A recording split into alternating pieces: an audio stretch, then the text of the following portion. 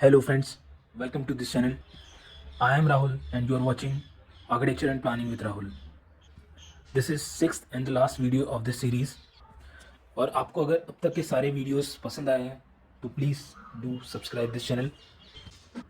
So let's begin. So this question is from Building Acoustic.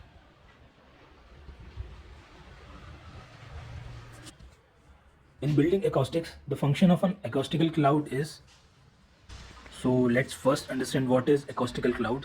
So acoustical clouds are generally tubes that are attached to the ceiling, and it looks like this. These are tubes and they are all hanging on the ceiling of a room, and they are generally used to absorb the white noise from the source. So the correct answer is option number B, absorbing the white noise from the ceiling source. Now move to the next question. The time in seconds required for a sound made in an enclosed space to diminish by 60 decibel is called. तो दोस्तों, जो एक sound होता है किसी room में create होता है तो उससे डिमिनिश होने में 60 डेसिबल का समय लगता है, और ये इसे हम बोलते हैं reverberation time. So the correct answer is option number C. Reverberation time का एक इम्पॉर्टेंट फार्मूला है. It is denoted by RT60. ये हुआ हमारा रिवर्बरेशन टाइम, और ये इक्वल होता है 0.16 सेकेंड पर metre multiplied by V upon A, जिसमें V is the volume of room and A is the area of absorption. तो ये काफ़ी इम्पॉर्टेंट फार्मूला है एकॉस्टिक्स में, बिल्डिंग एकॉस्टिक्स में. इसके अलावा जो डिके रेट होता है ये होता है which is denoted by D equals to 60 upon RT. RT is the reverberation time, और इससे हमें रिवर्बरेशन रेट और डिके रेट के बीच में रिलेशन पता चलती है. Now let's see next question. If two sounds differ by 20 decibel, the louder of them is 100 times more intense, and when they differ by 30 decibel, the louder of them would be. So friends, if someone tells you that 1 decibel कितना difference होता है या कितना intense ज़्यादा है 0 decibel से, so 10 decibel sound is 10 times more intense, 10 times more intense then a 0 decibel noise. Similarly 20 decibel जो होता है वो 100 times more इंटेंसिटी होती है उसमें, और अगर 30 डेसिबल का साउंड है तो वो 1000 टाइम्स मोर इंटेंसिटी होगी उसकी. सो the correct answer of this question is 1000 times more intense. और ऐसा इसलिए होता है बिकॉज जो डेसिबल और इंटेंसिटी के बीच में डिफरेंस हम देखते हैं वो लॉग की वैल्यू में होता है. तो अगर जैसे जैसे हम उसे 10 वैल्यू इंक्रीज करते हैं it get multiplied by 10. Now next question is the sound which is transmitted first through the structure is called. तो दोस्तों, इस तरीके के साउंड को हम बोलते हैं impact sound. So the correct answer is option number C, impact sound. So impact sound is generally the impact of any object made on any structural part, and then it get transfer to another area. तो दोस्तों, इसका एक बहुत common example है, जैसे जो foot step है, हमें फ्लोर में फुट स्टेप सुनाई देते हैं, वो इसी इम्पैक्ट साउंड के थ्रू ट्रांसफ़र होते हैं, और ऊपर वाले फ्लोर के फुट स्टेप हमें नीचे वाले रूम में सुनाई देते हैं. इसके अलावा जो एयरबोर्न साउंड होता है, ये होता है generally the sound that travelled through air. तो जो भी साउंड एयर के थ्रू ट्रैवल हो सकता है उसे हम एयरबोर्न साउंड बोलेंगे, और जो साउंड स्ट्रक्चरल एलिमेंट या स्ट्रक्चरल पार्ट के थ्रू किसी दूसरी जगह ट्रांसफर होंगे तो उसे हम इम्पैक्ट साउंड बोलेंगे। Now we will skip this 80th question as we do not get any proper evidence of the correct answer. So let's see question number 81. The town hall Leeds is a classical masterpiece of. So the town hall of Leeds, which is in UK, it was designed by Cuthbert Broderick in 1958, और इसे उन्होंने design किया था Victorian style में। So the correct answer is option number B, high Victorian classicism. और high Victorian classicism में generally symmetry use होती थी, और ये रिवाइवल ऑफ रेनेसेंस भी कहते हैं हम इसे, renaissance, and it consists of many but small windows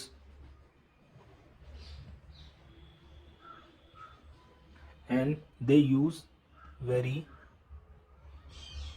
less ornamentation. So these are some features of Victorian style. Our next question is, the White House, Washington DC was designed by. So it was designed by James Hovan, और ये new classical style में design हुई है।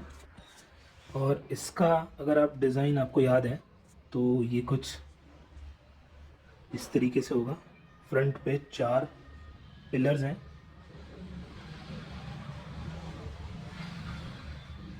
इसके अलावा छोटे छोटे Windows इसके फ्रंट एलिवेशन में है।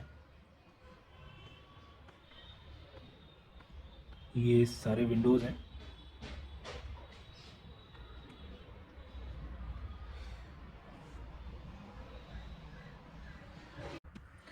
दोस्तों, जैसा कि आप इस इमेज में भी देख सकते हैं, ये है white house and it is in Washington DC, US, and it is designed by James Hovan. Now move to the next question. Question number 83 is, who wrote the book Complexity and Contradiction in Architecture? So the correct answer of this question is Robert Venturi, and he is very famous architect. Some of his famous works include Vanna Venturi House, Fire Station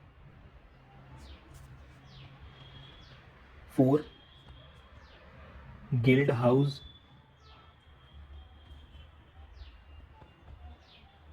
Allen Memorial Art Museum, Seattle Art Museum, and Baker Berry Library. These are some famous work of Robert Venturi, who wrote the book Complexity and Contradiction in Architecture. दोस्तों, इसके अलावा जो Gordon कलेन इसमें आपको दिख रहा है, इन्होंने एक कंसेप्ट दिया था सीरियल विजन का। तो ये क्वेश्चन भी जनरली एग्ज़ाम में पूछा जाता है। सो सीरियल विजन जो कंसेप्ट था वो गॉर्डन कलेन ने दिया था। Our next question is, Radburn city in US was planned by. So it was planned by Clarence Stein, और इसका जो डिज़ाइन है ये कुछ इस तरीके से है।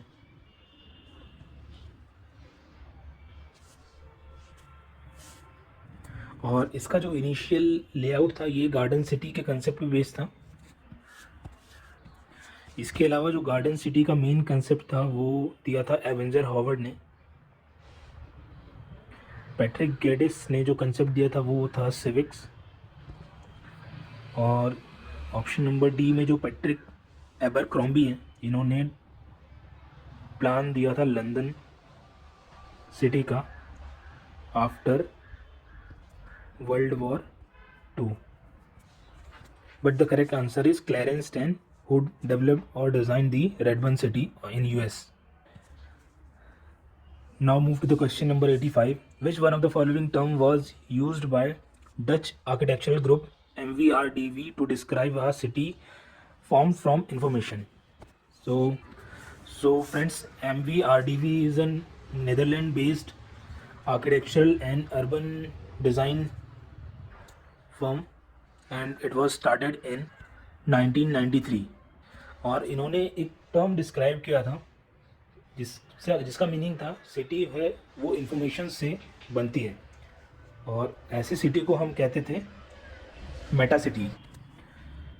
सो our next question is what is the cost of brick work and plastering work on both sides respectively for the wall of 4 metre long, 3 metre high and 30 metre thick.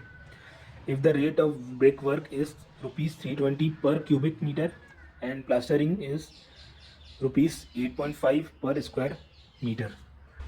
So first let's understand the question through a diagram. Suppose this is the wall we are working on और जो dimensions दिए हैं 0.3 metre इसकी thickness है, 3 metre इसका height है and it is 4 metre long. So let's first calculate its brickwork cost जिसका रेट है ₹320 क्यूबिक मीटर. तो हम पहले इसका वॉल्यूम निकाल लेते हैं. इस एंटायर वॉल का वॉल्यूम होगा इसकी length into breadth into height which is given 0.3 into 3 meter into 4 meter. On calculating it comes 3.6 meter cube. So cost of brickwork will be the rate into volume, 320 into 3.6, so which comes as ₹1152. तो ये हमारा brick work का cost हो गया. अब हम similarly plaster का cost निकालेंगे both side. So for calculating the rate of plaster and the cost of plaster we have to first calculate the surface area of wall. तो वन साइड का surface area होगा 3 into 4 which is 12 meter square. Now rate is given, rate of plaster is given, rate of plaster is 8.5 meter per square meter. Now we will calculate the total cost of plaster. So cost equals to number of sides of wall multiplied by surface area of the wall, so which is surface area, and multiplied by the rate. So question में पूछा है दोनों side में, तो which is 2, surface area is 12 and rate is 8.5 square per square meter, and on calculating this we will get 204. So the correct answer is option number B, ₹1152 and ₹204. Question number 87 is which of the following method are predominantly used for the detailed estimation of quantity of various item of a building in the construction process. तो दोस्तों सबसे जो तो common methods हैं वो होती हैं long shot wall methods और centre line wall method. So the answer A is the correct. Long shot wall method में हम जो उसका लॉन्गर साइड है उसे एक कंटिन्यूस उसमें लेते हैं और जो शॉर्टर साइड है उसे परपेंडिकुलर लेते हैं और फिर उसका एस्टिमेशन हम निकालते हैं। सिमिलरली सेंटर लाइन मेथड में हम वॉल का सेंटर की सारी लेंथ पहले कैलकुलेट कर लेते हैं, देन उसे मल्टीप्लाई करते हैं उसकी विड्थ और हाइट से, और इस तरीके से हमें उसका वॉल का एस्टिमेशन निकलता है। और ये दो मेथड्स हैं जो काफ़ी कॉमनली यूज़ होती है एस्टिमेशन के लिए। इसके अलावा जो क्यूबिकल मेथड है ये बहुत ही लीस्ट यूज़ होती है and it is not very accurate और not very reliable. So the correct answer is long and short wall method and center line method. Our next question is, which valuation method out of the following option can be adopted when the rental value is available from the property concerned, but there are evidence of sale price of the property as a whole of for fixing the capitalized value. So दोस्तों, इस case में सबसे जो common method हम use करेंगे वो होती है direct comparison with the capital value, जिसमें हम देखते हैं कि एक एरिया है, इसमें सपोज़ हमें एक बिल्डिंग को परचेज़ करना है, तो हम उसी एरिया में सिमिलर टाइप के बिल्डिंग का रेट पहले कंपेयर कर लेंगे और उसके हिसाब से हम इसका एक वैल्यू फिक्स करेंगे और इस मेथड को बोलेंगे हम direct comparison with the capital value. और ये जनरली सबसे कॉमन मेथड है किसी प्रॉपर्टी की प्राइसिंग के लिए। Now move to the next question. Question number 89 is, if the brick size is 20 by 10 centimeter cube, how many bricks required for brick floor to cover 100 square meter floor? So हमें दो चीज़ें इस question में दी हुई हैं। First is size of brick which is 10 by 20 और total area to be covered which is 100 square meter. Now we will find the area covered by one brick, जो कि होगा इसका कोई भी हम दो साइड लेंगे 20 by 10 और ये जो वैल्यू है ये हमारी होगी स्क्वायर सेंटीमीटर में। इसे हम कन्वर्ट करेंगे मीटर में, तो उसके लिए हमें डिवाइड करना होगा इसे 100 into 100 से, तो 20 will cancel 2 zeros, so this much area will be covered by one brick. Now we will calculate total bricks required to cover 100 square meter. So simply divide 100 square meter by this area covered by one brick, so it comes as 2 and 100 will go into multiplication. On calculating we will get 5000. So the correct answer of this question will be option number A, 5000. Question number 90 is, the fund which is gradually accumulated by the way of periodic deposit for the replacement of a building at the end of its useful life is called. So this kind of value is called sinking fund. दोस्तों, अगर हम sinking fund को एक simple definition में समझें तो suppose अगर हमारे पास एक बिल्डिंग है और वो हमें हम उसके लिए रेंटल या हमें कुछ वैल्यू मिलती है ऑन मंथली बेसिस, और जैसा कि हमें पता है कि अगर वो एक बिल्डिंग है तो उसका एक लाइफ साइकिल होगा और उसकी एंड ऑफ द लाइफ में हम उस बिल्डिंग को फर्दर यूज़ नहीं कर सकते। इस केस में हम एक छोटा अमाउंट, तो इस केस में हम ये करते हैं कि कुछ अमाउंट को मंथली बेसिस में हम डिपॉजिट करते हैं, ताकि end of the life of building इतना अमाउंट हो सके कि हम सिमिलर काइंड की बिल्डिंग को, सिमिलर टाइप की बिल्डिंग को फिर से बना सकें। सिंकिंग फंड का एक इम्पॉर्टेंट फार्मूला है sinking fund, total sinking fund equals to construction cost of building substitute by cost of land plus scrap value.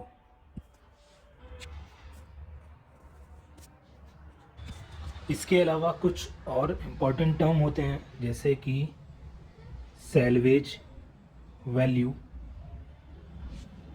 Salvage value is nothing but after the useful age of building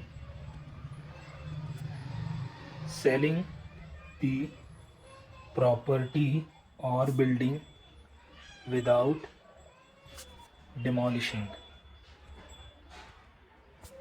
तो जैसे कि अगर किसी building की useful as अगर ख़त्म हो जाती है तो हम उस बिल्डिंग को एज इट इज़ ही सेल कर देते हैं विदाउट डिसमेंटलिंग और विदाउट डिमिनिशिंग। इसे हम बोलेंगे सैल्वेज वैल्यू। इसके अलावा एक और इम्पॉर्टेंट टर्म होता है स्क्रैप वैल्यू। ये बिल्कुल इसके अपोजिट होता है। इसमें हम यूज़फुल एज ख़त्म होने के बाद बिल्डिंग को, useful age of building, after useful age of building selling after dismantling. जब हम बिल्डिंग को डिसमेंटल कर देते हैं तो उसके जो कुछ भी पार्ट्स होते हैं, जैसे स्टील होती है, ब्रिक्स होती है, तो इनकी कुछ वैल्यू होती है। इस वैल्यू को हम स्क्रैप वैल्यू बोलेंगे। तो ये कुछ टर्म थे जो हमें जनरली बिल्डिंग एस्टिमेशन में काम आते हैं। Now our next question is central place theory was proposed by, so the correct answer of this question is Walter Christaller. और इन्होंने जो थ्योरी दी थी वो थी सेंट्रल प्लेस थ्योरी। इस थ्योरी के अकॉर्डिंग जो मेजर सिटीज़ होती हैं ये एक सेंट्रल एलिमेंट की तरह एक्ट करती हैं। इसके अराउंड में कुछ विलेजेस होते हैं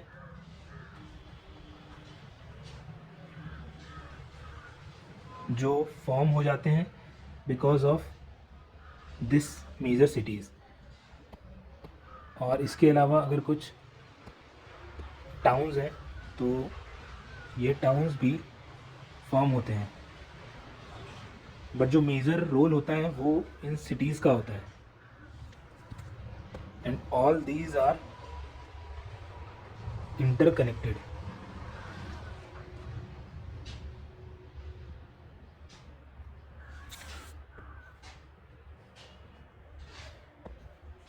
तो इस तरीके का जो थ्योरी दिया था, ये दिया था वॉल्टर क्रिजलर ने। इसे हम सेंट्रल प्लेस थ्योरी बोलते हैं।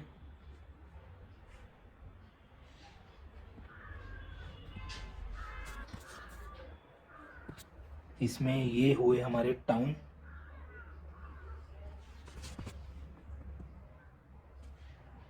these are the villages and this blue denotes the city। और इसी तरीके से जो है सिटी ग्रो होती है। Next question is in physical planning the concept of saturation flow is associated with. So saturation flow is a very important term to analyze the maximum traffic flow rate. So it is associated with traffic flow. The correct answer is option number B, traffic flow. Question number 93 is in alternative system for sanitation and sewage, UASB best technology stand for? So it stand for upflow anaerobic sludge blanket. So the correct answer is option number C. Next question is according to WHO standards the number of hospital beds recommended for per thousand population in an urban area is, so दोस्तों as per World Health Organization guidelines, a, a country or a city must have at least 3 beds per thousand population. So the correct answer is option number A, 3 hospital beds. But recently India is aspiring for having 2 beds per thousand population, because in India we do not have 2 beds, at least 2 beds for 1000 population. So we are first aspiring for 2 beds per 1000 population, and maybe in future we will aim for 3 beds per 1000 population, which is the standard of WHO.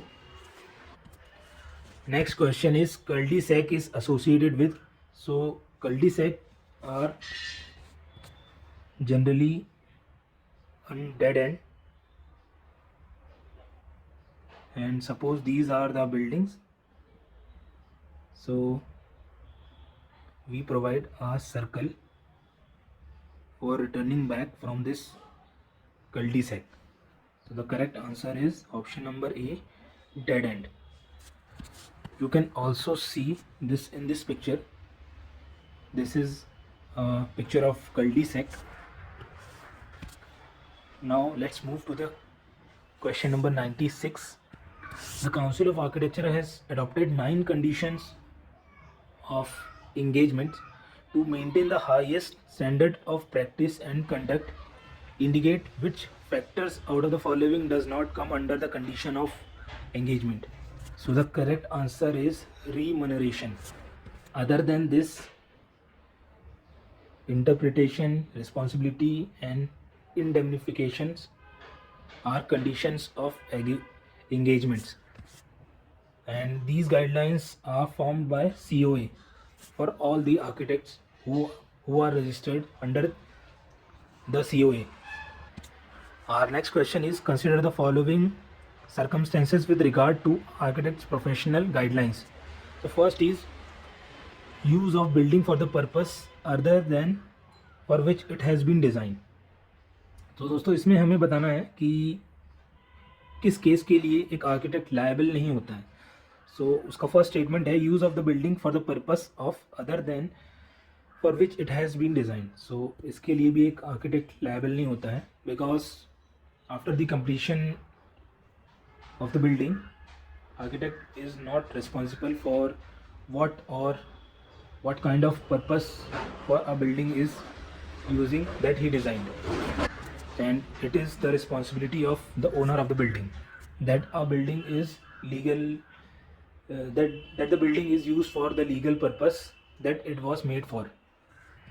Second statement is modifications to the building carried out by the owner without the consent of the architect who designed.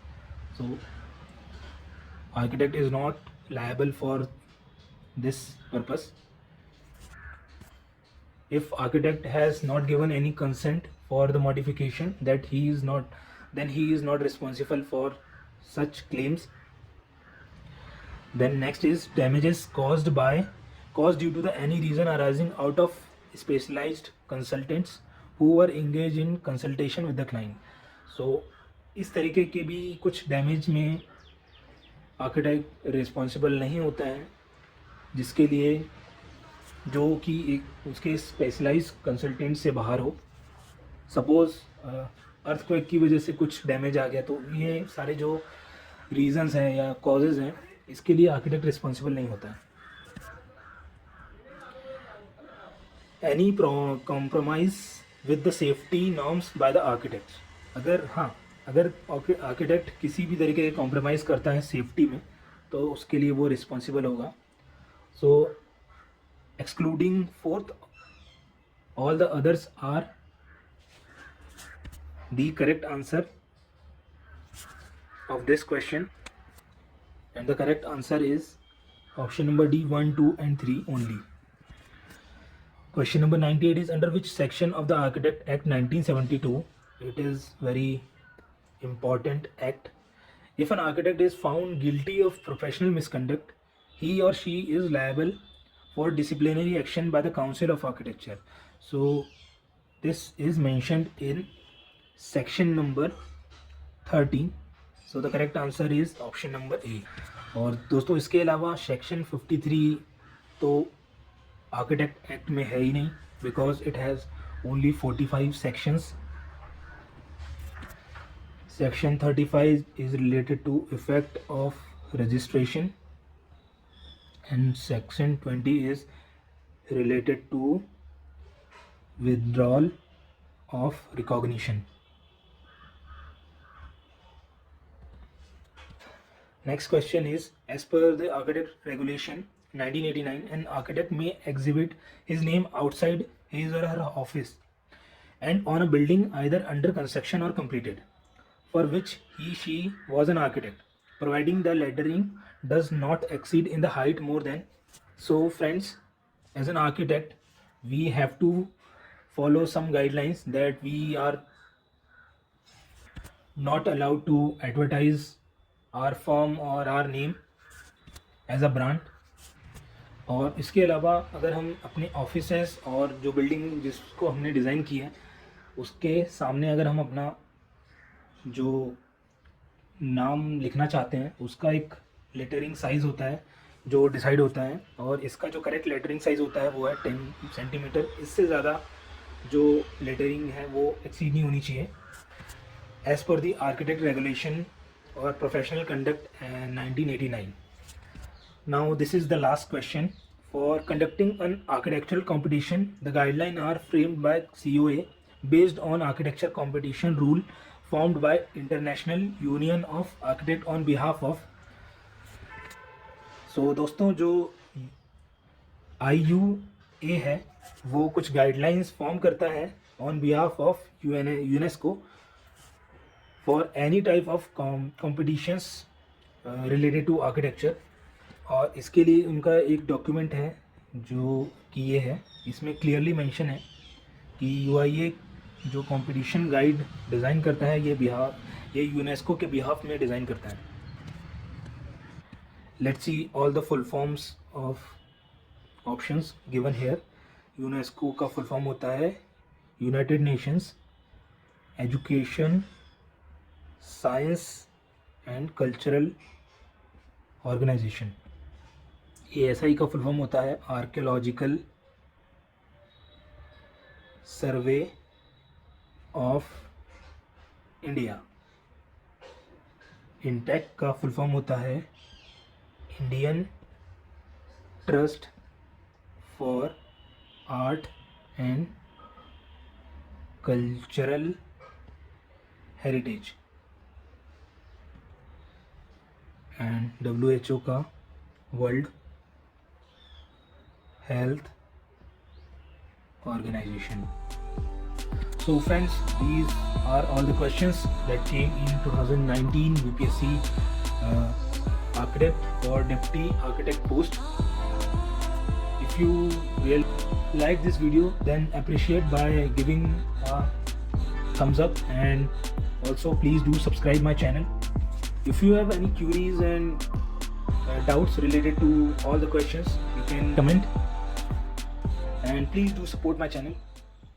Thank you.